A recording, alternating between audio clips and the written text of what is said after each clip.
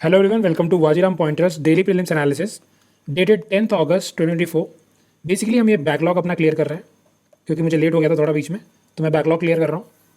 ठीक है, और रिवीजन करना शुरू कर दो। जुलाई के जितने भी मैंने वीडियोस वगैरह डाल रखे हैं उनको रिवाइज करना शुरू कर दो एंड टेस्ट देने लगो।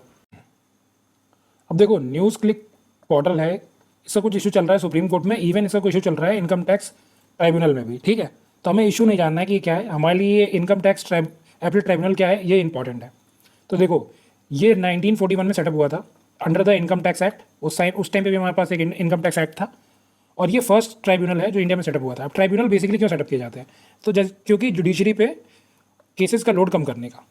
ठीक है, क्योंकि देखो इनकम टैक्स एक स्पेशलाइज्ड फील्ड है, तो अब क्या होगा, यहाँ पे चाहिए होंगे बंदे जो कि थोड़े इस एरिया में थोड़ी नॉलेज रखते हों। अब कोर्ट्स में क्या होता है, कोर्ट्स स्पेसिफिकली जुडिशियल फंक्शन करती है। ठीक है, अब अगर हमें ऐसे स्पेशलाइज्ड इंस्टीट्यूशन चाहिए जिनकी जो ऐसे फंक्शन कर पाए, तो हमने इसके लिए सेटअप कर लिया ट्राइब्यूनल। ठीक है, अब इसमें ये क्या कर सकता है, ये कुछ चाहे तो थोड़ा जुडिशियल काम भी कर सकता है, थोड़ा एडमिनिस्ट्रेटिव काम भी कर सकता है, या कुछ और भी काम कर सकता है। ठीक है, थोड़ा वाइडर होता है ट्राइब्यूनल देन हमारे कोर्ट्स वगैरह से। ठीक है, आप समझते हैं कि अब इनकम टैक्स एक्ट तो मैंने बता ही दिया कि उसके अंदर आता है। अब थोड़ा समझते हैं कि और क्या चीज़ें दी हुई हैं इसमें। अब देखो, इसमें अपील कौन फाइल कर सकता है, क्योंकि ये अपीलेट लिखा है ना, तो मतलब अपील कौन कौन कौन कर सकता है। तो देखो, पहले तो टैक्स पेयर है, वो कर सकता है अगर वो किसी इनकम टैक्स अथॉरिटी से खुश नहीं है किसी चीज़ के लिए। ठीक है, या फिर एक होता है कमिश्नर ऑफ इनकम टैक्स।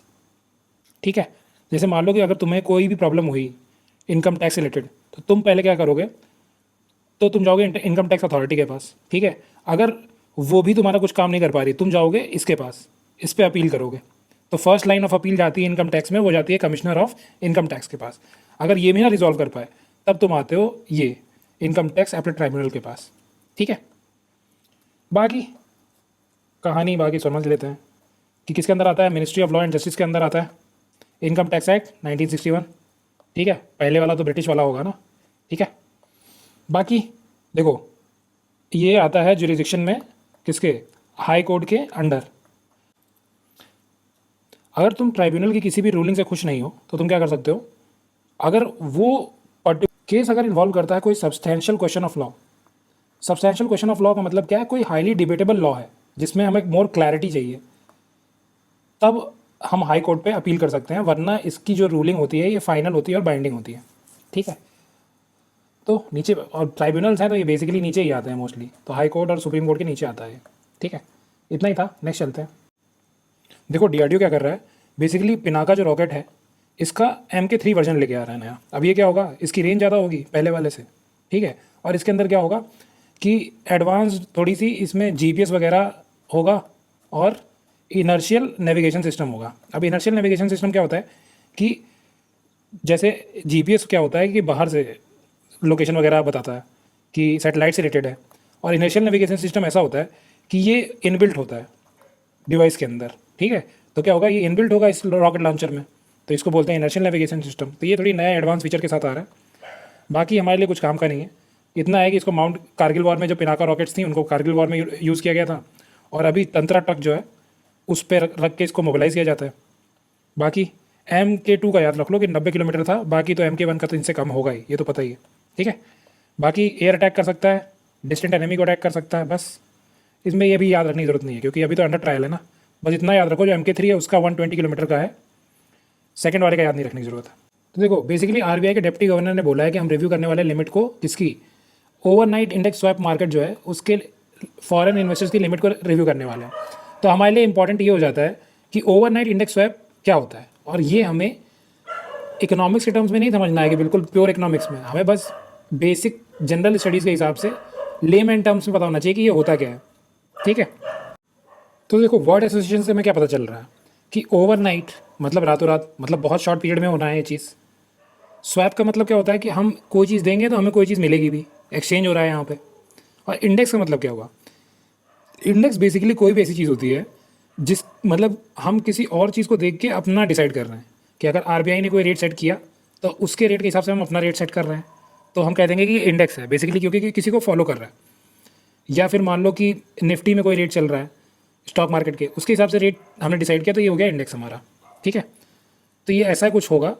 तो अब ये क्या है, इसमें ये होता है कि एक एसेट होगा हमारे पास जिसका रेट जो होगा, इंटरेस्ट रेट जो होगा वो फिक्स्ड होगा, और एक एसेट होगा जिसका हमारा इंटरेस्ट रेट होगा वो होगा फ्लोटिंग।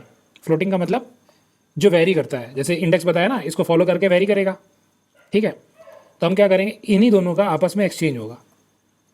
ठीक है, और किस बेसिस पे होगा, ओवरनाइट बेसिस पे। सिंपल समझा दिया ना। ठीक, अब इससे फ़ायदा क्या होता है कि ये बेसिकली एक हेजिंग स्ट्रैटेजी है। हेजिंग का मतलब क्या हुआ कि नुकसान से बचने के लिए कोई स्ट्रैटेजी का यूज़ करना। तो हेज करने के लिए स्ट्रैटेजी होती है कि हमें इंटरेस्ट रेट डिफरेंशियल जो होने वाला है, मतलब जो इंटरेस्ट रेट का डिफरेंस होने वाला है, उससे खुद को प्रोटेक्ट करना है। इतना ही समझो, इससे ज़्यादा मत समझो। ठीक है, कुछ काम का नहीं है इसमें। और एक चीज़ और इसमें दे रखी थी कि मतलब बाद में फिर जो डिफरेंस आता है ना इन दोनों के रेट के बीच में का, वो दूसरी पार्टी जो है वो पे कर देती है। तो वो कुछ काम का नहीं है। बस इतना समझ लो कि ओवरनाइट इंडेक्स स्वैप ये होता है। देखो, अगर कोई भी स्पीशीज़ की नई डिस्कवरी हो ना, तो सबसे पहले उसका इकोलॉजिकल रोल देखो कि कुछ ऐसा इंपॉर्टेंट रोल प्ले करती है।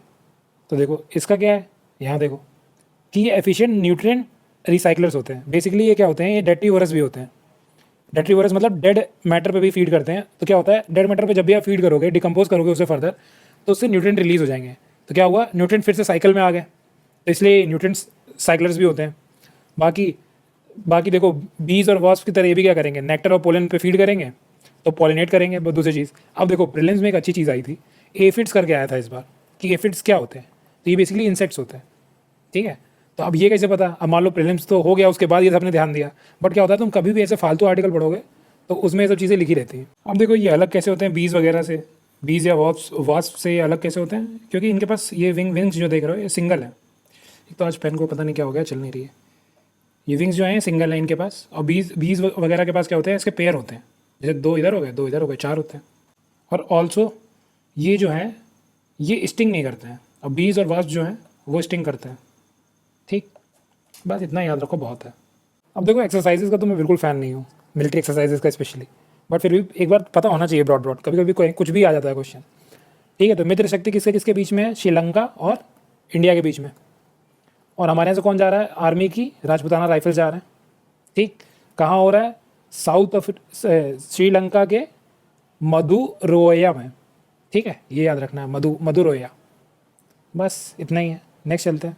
अब देखो, जिस वजह से ये लेक न्यूज़ में है कि यहाँ पे कोई एंशिएंट क्ले फिगरीन मिली है आयरन एज की, ये तो इंपॉर्टेंट नहीं है, क्योंकि अगर इंडिया में ऐसी कोई मिल जाती तो वो याद रखना बहुत मुश्किल हो जाता लोकेशन। तो ये बहुत डिफिकल्ट है याद रखना, पहली बात। लेकिन दो चीज़ें हैं जिसकी वजह से इसको थोड़ा ध्यान से एक बार देख लेना चाहिए। एक यहाँ पे फिनोमेना मेंशन है सेशा। बेसिकली क्या है कि टाइडल लाइक मूवमेंट्स होते हैं। टाइडल बेसिकली मूवमेंट्स जो होते हैं ये ओशन में देखे जाते हैं टाइड्स वगैरह जो तुमने सुना होगा। तो ये चीज़ की वजह से थोड़ा देखने के लायक है ये आर्टिकल। और दूसरा क्या है कि ये लार्जेस्ट वॉल्केनिक लेक है यूरोप की। बेसिकली क्या था, एक थी यहाँ पे क्या कहते हैं वॉल्केनो का नाम क्या था, वल्सीनी। ठीक है, अब ये क्या है, जब फटता है वॉल्केनो ऐसे, तो कभी कभी क्या होता है, ऊपर का जो ये इसका माउथ होता है ना, ये टूट जाता है झटके से। ठीक है, तो क्या बन जाता है, ऊपर एक डिप्रेशन बन जाता है। अब अगर इस डिप्रेशन में पानी भर जाए तो एक लेक बन जाती है, तो इसको बोलते हैं वॉल्केनिक लेक। ठीक है, तो इसलिए बस याद रखना, इतना कुछ ज़्यादा ज़रूरी नहीं है। पर इतना याद रख लो, बॉल है तो वॉल है, बॉल है तो वॉल्केनो हो गया, बॉल से ना इटली। अगर याद रहे तो ठीक, नहीं तो कोई बात नहीं। अब देखो, ट्राइकोफाइटर इंडोटीनिया क्या है, बेसिकली एक फंगाई है। ऑलरेडी मैंने ये बताया था द हिंदू में, यहाँ पे वहाँ भी मैंने बताया था कि कुछ काम का नहीं है। पर इतना जान लो कि ये फंगस इन्फेक्शन है। ठीक है, अब डर्मेटोफाइट क्या होते हैं, डर्मेटोफाइट वो होते हैं, बेसिकली वो फंगस होते हैं जो कि स्किन, नेल्स वगैरह की डिजीजेस कॉज करते हैं। ठीक है, कॉमनली इसको क्या बोलते हैं, रिंग वॉर्म बोलते हैं। ठीक है, और ये ड्रग रेजिस्टेंट है बेसिकली, क्योंकि जो भी हम स्टेरॉइड ड्रग्स यूज़ करते थे स्किन के इन्फ्लेमेशन वगैरह को कम करने के लिए, उसकी वजह से ड्रग रेजिस्टेंट हो गया है। कुछ काम का नहीं है इतना। बाकी ये तो बिल्कुल बकवास आर्टिकल है। जो चीज़ हर साल होती हो वो कुछ इंपॉर्टेंट नहीं होती है। ठीक है, do leave a feedback for me, thank you.